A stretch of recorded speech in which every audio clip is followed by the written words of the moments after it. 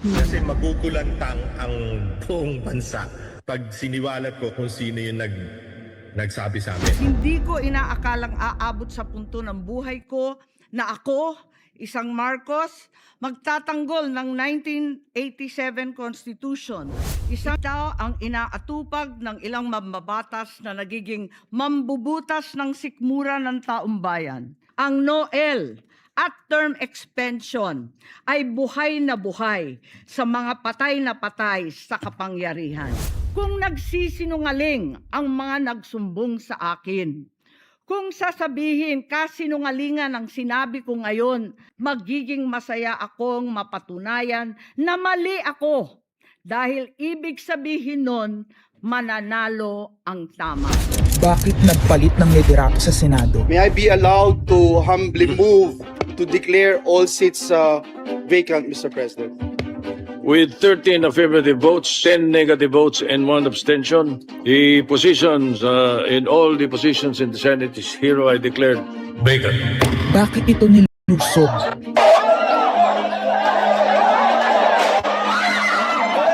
Bakit patuloy ang pananakot? Talagang garabalan, obvious na obvious, iniisa-isa ang majority.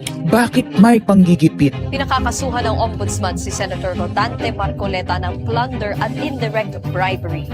Bakit may pambabaluktot ng kwento? Nililito nila ang publiko. Ang kainan ay naganap alas 4 ng hapon. Ang barilan alas 7. Nagmamalaki nilang may nangangamusta. Si Camille Villar ang unang nag-update. Saka sila nagsi-reply. Last convo, 4 p.m. Next chat, 10 p.m. Bakit may demolition job? Bakit may pait? Bakit hindi matanggap? Napakaraming bakit. At narito ang mga sagot. Pero bago ang katotohanan, wasakin muna natin ang kasinungalingan. I, Alan Peter Shram Cayetano, having been elected to the position of Senate President, Hindi nagpalit ng liderato para sa impeachment. Hindi totoo ang pinapakalat ng mga nabulaga. Ito this time, medyo nagkabulagan. Ang impeachment ay labanan ng numero. Hindi ang mga Duterte aligned ang dapat mangamba, kundi ang mga sa umpisa pa lang ay may hatol na. Ang sinasabi, sir, ng ibang mga kritiko, itong Senate leadership shake-up ay tungkol lang daw sa impeachment. Lahat na i-connect. As I told you, may 12 kami. Si Bato is 13. So kahit nawala naman siya, ang pinag-uusapan dito is whether or not you will be able to get 16 votes. Hindi siya ang pagmumulan ng 16 votes. Wala siya doon. 12 kami. Bakit kami magkuku? May 12 na kami kung ang pinag-uusapan lang natin ay impeachment. Actually, 9 lang ang kailangan para ma-dismiss. Yes, 12 kami. So it's more than the required votes. But that's not the point. Ang ano kasi, pinipilit nilang i-connect doon. Kaya ako natatawa. Where is the connection there? Gusto pang ipa-inhibit ang mga tinatawag nilang Duterte-aligned senators.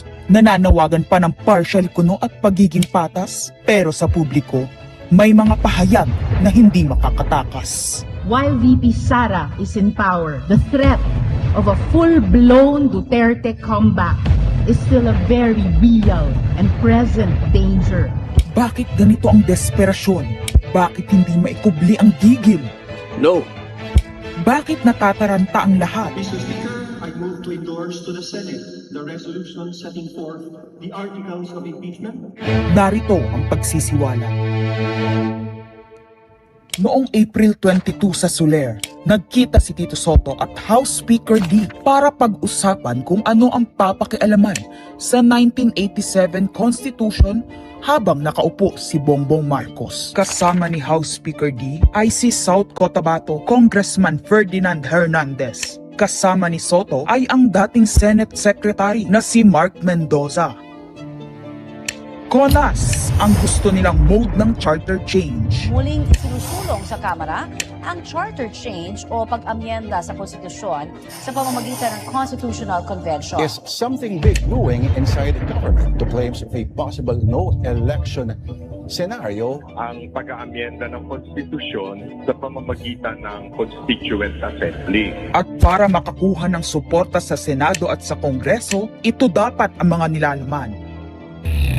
Dapat ma-extend ang termino ng mga senador at congressmen na mawawala na sa pwesto by 2028. Ang eleksyon sa bawat senador ay magiging by region. Nagdiskusyon sila kung 2 o 3 senador per region. Kinumpute nila kung mayroong 18 regions, nasa 36 o 54 ang magiging senador. Lumutang din ang usapang para hindi makaporma si Inday Sara sa 2028, gawing 50 years old ang edad ng pwedeng tumakbo. Pero nagpanukala rin si Soto na pwedeng gawing 35 years old para kay Vico Soto. Dahil ipagmamayabang niyang kayang talunin nito si Inday Sara. Meron ako idadagdag maganda, Vicky. Ibaba natin ang edad ng presidente to 35. Magagaling ng bata ngayon eh. Magagaling eh. Ibigay na natin sa mga kabataan na pagpatakbo nitong bansa. Baka puro matino pa mailagay natin. Baka sabihin nila, Senator Soto, this is to siguro allow your nephew, ba, si Vico, na tumakbo. Sabi ko na Maging qualified. Ng ganun eh. Sabi ko na mag-iisip sila ng gano'n. Wala. Hindi ko naisip si Vico ron. Ang impormasyong ito ay mula mismo sa kasama sa meeting. Kasama din nila ay isang congressman, isang gobernador, isang retired military officer, isang dating may mataas na katungkulan, at 5 mula sa private at business sector. Kaya ba binaliwala ang panawagan ng taong bayan? Kaya ba binaliwala ang paalala ng Iglesia ni Cristo? Hindi po nagbabago ang bilin ng Iglesia ni Cristo, Nelson, na ang Iglesia ni Cristo po ay tutol sa impeachment. Kaya ba nagtatapang-tapangan ang mga umaastang bida sa ginagawa nilang tunay na drama? Kaya ba nila sinasabing hindi sila natatakot sa eleksyon ay dahil alam nilang walang eleksyon na magaganap? Hindi po kami natatakot sa susunod na eleksyon. At ang boto sa impeachment ay refleksyon ng boto sa pagsira sa 1987 Constitution. Pabor ang karamihan sa mga pagbabago sa saligang batas, lalo na sa usaping ekonomiya. Ngunit kung papakialaman ng iilan ang konstitusyon para maghari-harian at para sa pansariling kapakinabangan, makapwesto ng matagal o mailuklok ang kamag-anak, humanda kayo sa galit ng bayan. Ang pagpapalit ng liderato sa Senado ay hindi kakaiba. Ito ay nakabase sa prioridad at gusto ng mga senador. Bumabahana ng ebidensya laban kina Bongbong Marcos, Liza Marcos, Sandro Marcos at Marvin Romualdez. Kailangan ng may bayag sa Blue Ribbon Committee. Ipinangako na sa mga korap na mambabatas ang perang malilikom sa 2027. 2028 national budget dapat pigilan. 2028, alam natin that's the election budget. And it was assured to the congressman, this will also be the CONAS budget. Nagiging isa ng malaking sindikato ang pamahalaan. Sinusuportahan ito ng mga dating kalaban, mga tinulungang manalo noong nakaraang eleksyon, mga may galit sa nagdaang administrasyon. Lahat sila kasama ng pinakamalaking troll farms at ilang bahagi ng mainstream media ay pinagagana ng 2 bagay. Pera galing sa korupsyon, galit sa mga Duterte. Mahalaga ang liderato ng Senado para sa mga korap at nakasandal sa mga buwaya ng kapangyarihan. Ngunit mas mahalaga ito sa mga naninindigan na ang Senado ay bantayog ng konstitusyon na hindi dapat pinatakot, sinusuhulan at iniipit upang maging tau-tauhan. Maaaring hati ngayon ang Senado. Maaaring kanya-kanyang bersyon ng kwento. Wala nang pakialam kung ano ang totoo. Isa itong indikasyon na gumagana ang demokrasya. Kailangan lang maalala ng bawat senador na kahit sila ay may kapangyarihan, hindi dapat nila malimutan magpakatao. Sa kabila ng lahat ng problema, pinakamababang halaga ng piso sa kasaysayan, mataas na bilihin at gasolina, kawalan ng trabaho, halos wala nang makain, nagpapakamatay na mga magsasaka. Ang inuuna ay politika, impeachment at kung ano-anong propaganda para mabalik ang kontrol sa Senado ng mga nangako na maisakatuparan ang pagpapahaba ng panahon sa kapangyarihan. Kung magde-deny yung mga nandoon sa meeting na yon at pabubulaanan yung aking sinabi, then sasabihin ko kung sino ang nagsiwalat sa amin. Kasi magugulantang ang buong bansa pag siniwalat ko kung sino yung nagsabi sa amin.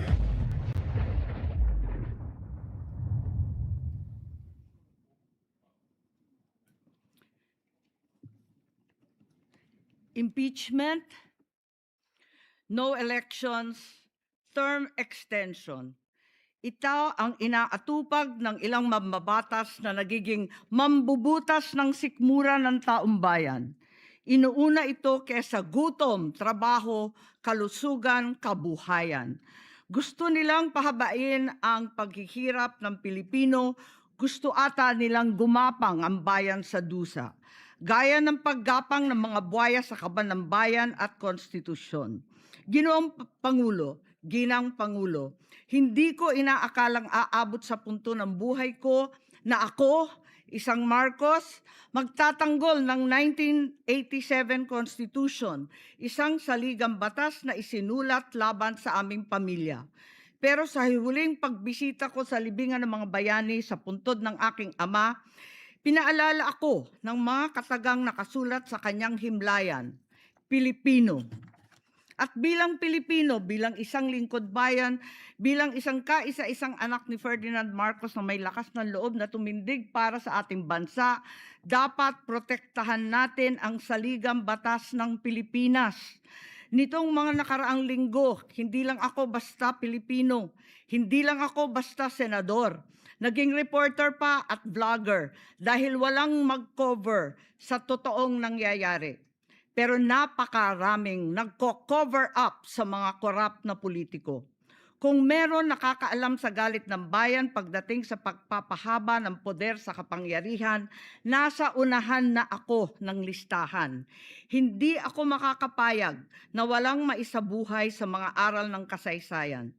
Noong naharang natin ang PI na yan, People's Initiative, noong Enero 2024, hindi naman sila tumigil.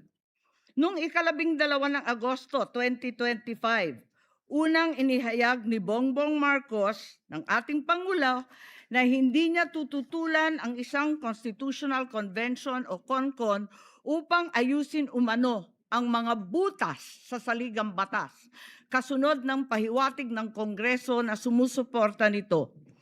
Pagsapit ng Nobyembre, nung nakaraang taon din, naghain na si Congressman Ronaldo Puno at mga miyembro ng NUP, National Unity Party, ng House Bill 5870, naglalayong magpatawag ng Constitutional Convention upang magmungkahi ng mga amyenda sa konstitusyon. Noong 30 ng Enero 2026, nagpahayag naman si dating Senate President Soto ng suporta sa pagtalakay ng mga amyenda sa konstitusyon matapos ang desisyon ng Korte Suprema kaugnay ng impeachment laban kay VP Sara Duterte. Agad itong ikinatuwa ng tropang NUP na nagsabing mahalaga ang kooperasyon ng Senado upang maisulong ang mga reforma sa saligang batas. Gayunpaman, noong ika-31 ng Enero 2026, sumagot ang Malacanang, hindi raw prioridad ang charter change o CHACHA dahil nakatutok umano ang Pangulo sa mga isyong pang-ekonomiya. Isang pahayag na inilabas matapos magpahayag ng suporta si SP Soto noon sa pag-amyenda ng konstitusyon. Sa gitna ng debateng ito, naghain noong ika-7 ng Pebrero 2026 yung dating ARTA, Rabindranath Kilala, ng isang radikal na panukala, buwagin ang Senado, pati na rin ang Kongreso at lahat ng lokal na sanggunian, paltan ng isang National Legislative Assembly, maari umano makatipid ng hanggang 1 trilyong taon-taon.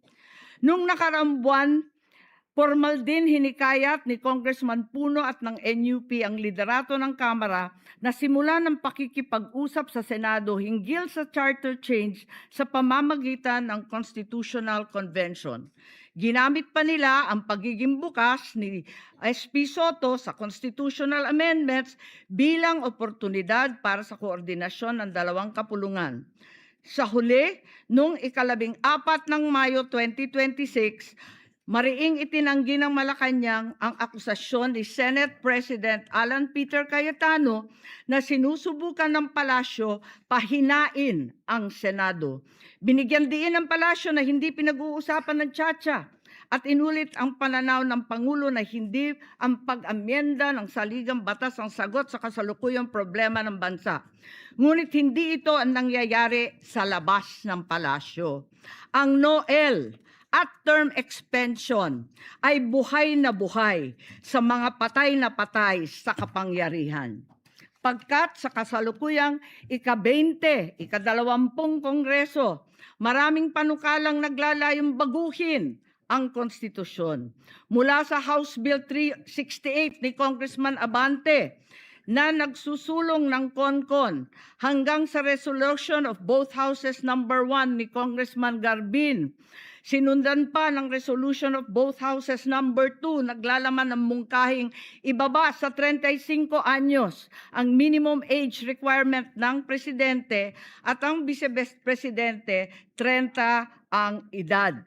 Bukod dito, Congressman Richard Gomez naghain ng resolution number 3 upang amyendahan din ang Constitution. Meron pang resolution number 4, nagmumungkahi gawing 3 taon na lamang, 3 magkakasunod na termino ang panunungkulan ng mga senador. Nariyan ang House Resolution 460 ni na Congressman Oreta, Congressman Remulla, Congressman Daza at iba pa na bibigyan linaw daw ang kahulugan ng forthwith sa impeachment. At mula noong Abril, habang hinihikayat ng mga congressman na bumoto sa impeachment, malakas ang ugong ng NOEL sa 2028. Lumutang na rin ang mga detalye. Magte-term extension ang mga congressman at madadagdagan ng 3 taon na mananatiling nakaupo sa pwesto hanggang 2031. Ganon din, 2028. Ganon din ang mga senador, pati ang Pangulo, hanggang 2031 na raw. Kung may eleksyon man sa 2028, sa lokal na lang.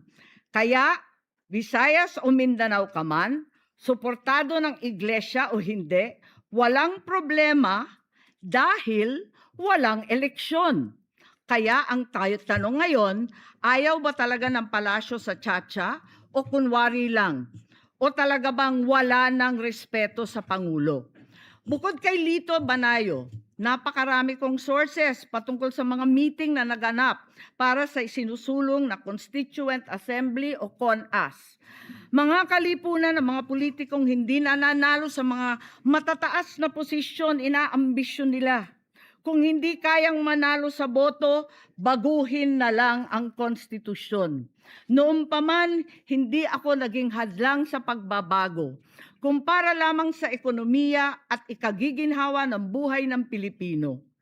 Pero magagaling ang mga buwaya. Tahimik na gumagapang upang malamon pati ang konstitusyon. Kung nagsisinungaling ang mga nagsumbong sa akin, kung sasabihin kasinungalingan ang sinabi ko ngayon at ang pinalabas, hinihikayat ko ang mga senador ngayon sa ating bulwagan. Ipangako natin sa taong bayan na may eleksyon sa 2028 mula sa presidential hanggang sa lokal. At Madam President, magiging masaya akong mapatunayan na mali ako. Dahil ibig sabihin nun, mananalo ang tama. In the interest of time and that this chamber may proceed with its scheduled legislative business, I will not entertain any interpellations at this juncture and would rather allow the facts in the video as well as confronting this nation to resonate fully with this chamber and the Filipino people. I urge this body to look deeply into what we have witnessed today, act with vigilance, courage, and fidelity to the Constitution we swore to defend. Maraming salamat po.